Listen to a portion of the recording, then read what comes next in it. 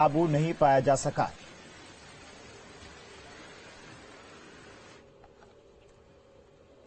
बढ़ते आगे, मानस के बाद अब सनातन को लेकर नई जंग शुरू हो गई है। मौलाना अरशद मदनी के बयान पर हंगामा बरप रहा है। मदनी ने कहा है कि ओम और अल्लाह एक हैं।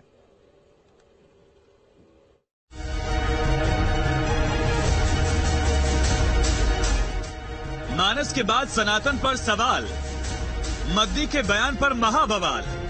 शुरू हुई सबसे पहले की लड़ाई, बात अब धर्म पर आई। मानस के बाद अब सनातन को लेकर नई जंग शुरू हो गई है। दिल्ली के रामलीला मैदान में जमीयत उलमा हिंद के अधिवेशन के आखिरी दिन मौलाना अरशद मदनी के बयान पर बवाल हो गया। मदनी ने ओम को ही अल्लाह करार दे दिया कि मनु कुछ नहीं था दुनिया में, वो ओम को पूजते थे। मैंने कहा ओम कौन है? बहुत से लोगों ने कहा कि वो एक हवा है जिनका कोई रूप नहीं है, कोई रंग नहीं है, वो दुनिया में हर जगह है, हवा हर जगह है। उन्होंने आसमान बनाया, उन्होंने जमीन। मैंने कहा कि अरे बाबा, इन्हीं को तो हम अल्लाह कहते हैं। मदनी ने कहा कि सबसे पहले इस्लाम था। आदम को दुनिया में उतारने के लिए भारत की धरती को चुना गया। अल्लाह ने यानी ओम ने अपने हाथ से आदम यानी मनु के पुतले को बनाया। इसका मतलब है कि सबसे पहले ला इलाहा इल्लल्लाह की आवाज हिंदुस्तान की धरती पर उतरी है, यहां से पैदा हुई है। मदनी के बयान का जैन मुनि लोकेश ने जमकर विरोध किया। कहा यह अधिवेशन लोगों को जोड़ने के लिए हो रहा है, ऐसे में इस तरह का बयान कहां तक जायज है। किंतु उसके बाद जो मदनी साहब का वक्तव्य हुआ, हम कोई उससे सहमत नहीं है और मैं आपसे निवेदन करना चाहता हूं, हमें केवल जोड़ने की बात अगर करनी है, प्यार मोहब्बत की कीजिए। ये जितनी कहानी सुनाई है अल्लाह मन्नू ये वो, उससे 4 गुना कहानी मैं सुना सकता हूं।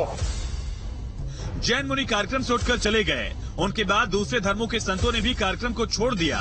मदनी के बयान पर चक्रपाणी महाराज ने तीखी प्रतिक्रिया दी है। जो मनु जी महाराज को जो सजदा करेगा तो सनातनी की श्रेणी में आएगा, हिंदू सनातनी होगा। तो इसलिए हम लोग तो भाई भाई थे। मुगल विदेश से आए, मंदिर को तोड़ा और आपको टोपी और दाढ़ी रखवा दिया। बहरहाल रामचरितमानस के बाद सनातन पर सवाल एक नई बहस को जन्म दे रहा है, जो आने वाले समय में सियासी गलियारों में भी हलचल पैदा करेगी। Team news state. मौलाना अरशद मदनी ने अपने बयान का जिक्र करते हुए कहा कि जैन मुनि को मंच छोड़कर नहीं जाना चाहिए था।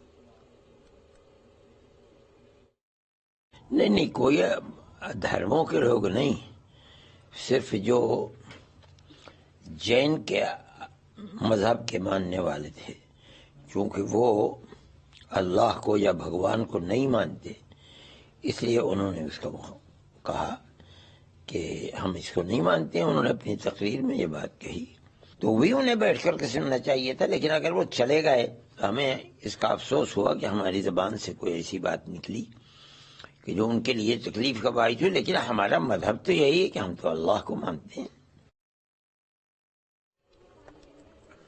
मौलाना बंदी की